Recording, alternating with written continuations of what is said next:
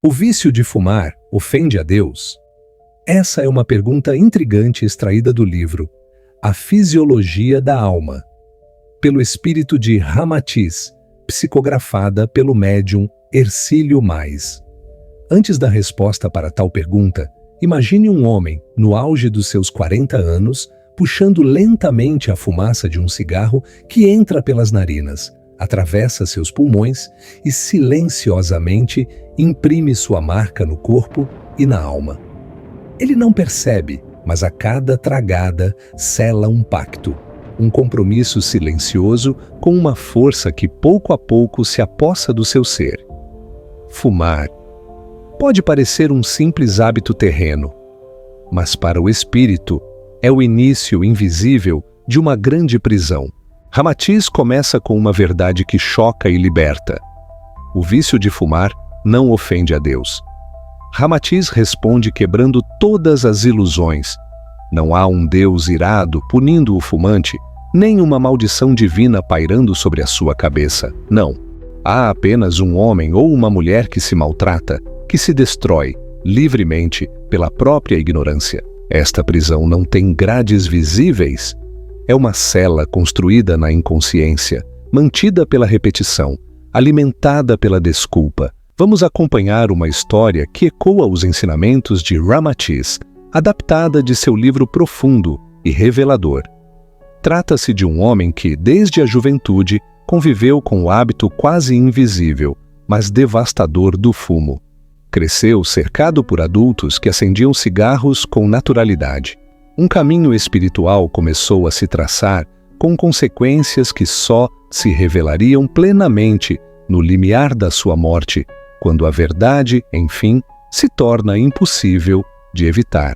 Fascinado para saber qual a sensação de fumar, ele cedo deu a primeira tragada, sem imaginar que naquele instante estava firmando um contrato silencioso com uma força que o acompanharia por toda a sua vida. Agora, já um rapaz, o jovem se encoraja em dar os primeiros tragos. Começa a experimentar primeiro sozinho em seu quarto isolado. Depois, sem perceber, começa a atrair espíritos oportunistas que estão no ambiente. No mundo espiritual, essa escolha acende mais do que um tabaco. Acende uma conexão invisível com entidades que se alimentam do prazer terreno. Aos poucos, a presença dos espíritos se torna mais contínua. A aura do jovem começa a escurecer. Os espíritos começam a influenciar o rapaz ao consumo, até se tornar um obsessor, onde vai influenciar e interferir o tempo todo no livre-arbítrio do jovem. O adolescente, em busca de aceitação, mergulha num ritual que lhe parece adulto, moderno, libertador.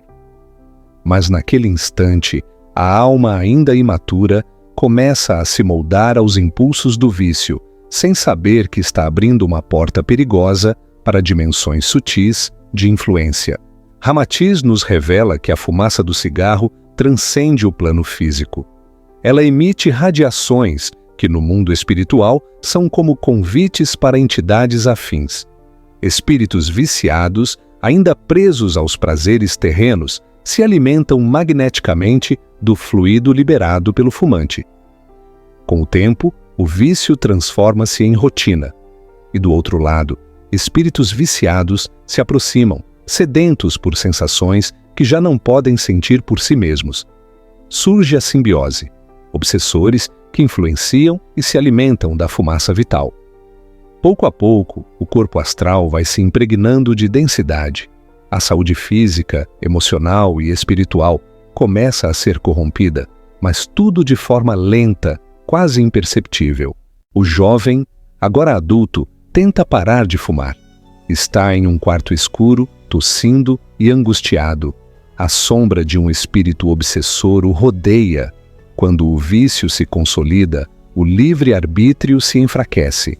A mente entra em dissonância e os pensamentos do fumante passam a ser influenciados por entidades que desejam manter sua fonte de prazer. Essa dependência não é só química, é vibracional. É uma prisão psíquica sustentada por laços invisíveis, que conectam o fumante a consciências desequilibradas. O fumante, embora encarnado, já se assemelha ao desencarnado. Ele vagueia, prisioneiro de seus desejos não saciados. Cada trago é uma ligação invisível. Diversas entidades desencarnadas de baixa vibração ficam à espreita. Elas se nutrem da respiração do homem que exala os odores do fumo, como parasitas que sugam o fluido vital.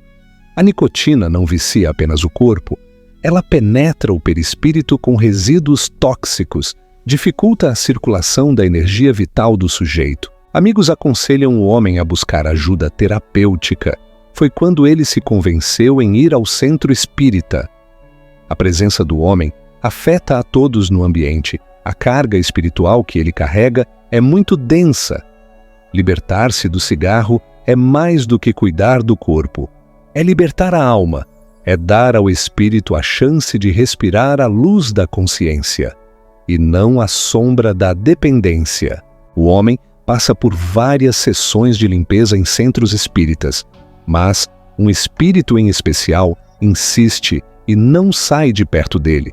Alguns espíritos, por afinidade, ficam mais acoplados ao corpo etéreo do sujeito do que outros, influenciando diretamente sobre seus pensamentos e suas vontades. Em geral, controlam a vida do encarnado. Tudo depende também do grau de merecimento que cada um carrega no seu plano encarnatório. Ramatiz deixa bem claro sobre o processo de limpeza espiritual. Número 1. Os vícios, mágoas e desequilíbrios emocionais sujam, intoxicam os corpos astrais. Número 2. A prática do bem, o autoconhecimento, a vigilância sobre os pensamentos e a reforma íntima são formas de purificação espiritual. E número 3. Ramatiz também aborda a importância de alimentos mais leves, práticas espirituais, preces e atitudes amorosas como meios de limpar e harmonizar o espírito. Ele volta a beber. Logo, os espíritos que o acompanhava voltam a circundá-lo novamente. Através de pensamentos obsessivos, o homem volta a pensar em cigarros e inconscientemente sente o cheiro do cigarro na bebida.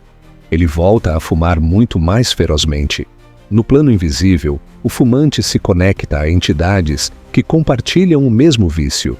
Espíritos que perderam seus corpos físicos, mas não seus desejos. Unidos por uma mesma vibração, formam uma simbiose obsessiva e perigosa. Essas entidades absorvem os resíduos fluídicos da nicotina. A fumaça, no plano espiritual, é como néctar para consciências que ainda se alimentam da ilusão. Ramatiz nos revela: evoluir na dor ou no amor. A escolha é sua. A dor, embora temida e incompreendida, é um dos mais potentes agentes de limpeza espiritual.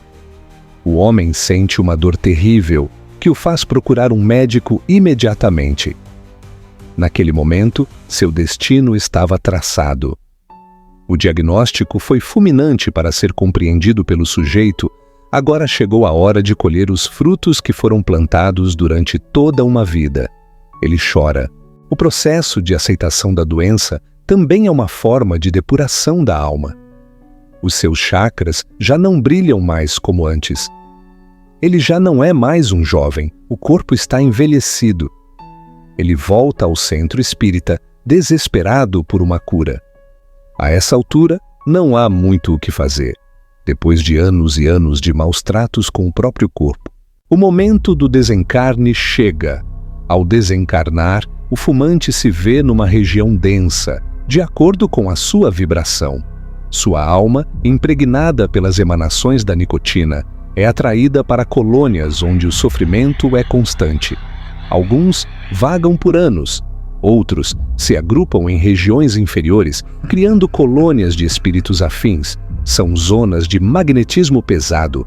Espíritos se reúnem em regiões de sombra. Ali, o cigarro não existe, mas o desejo sim. E essa ausência torna-se tormento.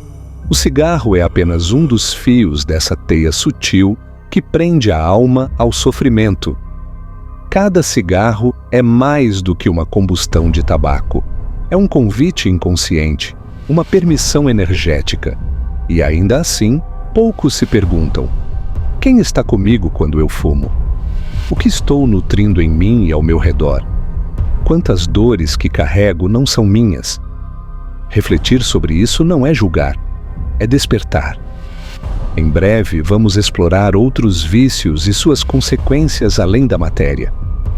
Porque ninguém está condenado por fumar, mas todos estamos convidados a escolher um caminho de libertação.